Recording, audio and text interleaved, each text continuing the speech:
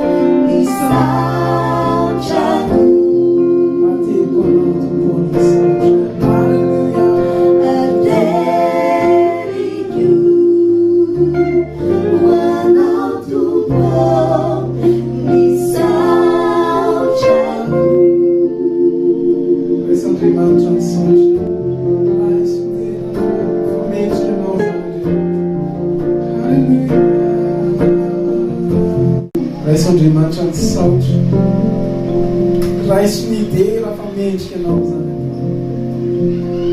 tsika rehetrarehetra amin'izao fotoana zao ametraka amin'ny fiainantsika ho pela tanan'Andriamanitra. Ny baiboly hoe tsy misy marombaka zay ho pela tanako i Andriamanitra. Eo tsika metraka amin'ny fiainantsika rehetra ny momba antsika ny fanahitsika ho pela tanan'Andriamanitra.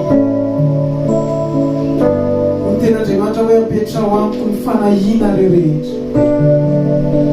Eo tsika ilaza voan'ny hoe Jesosy apetraka feno ampela tanana amin'ny fiainana.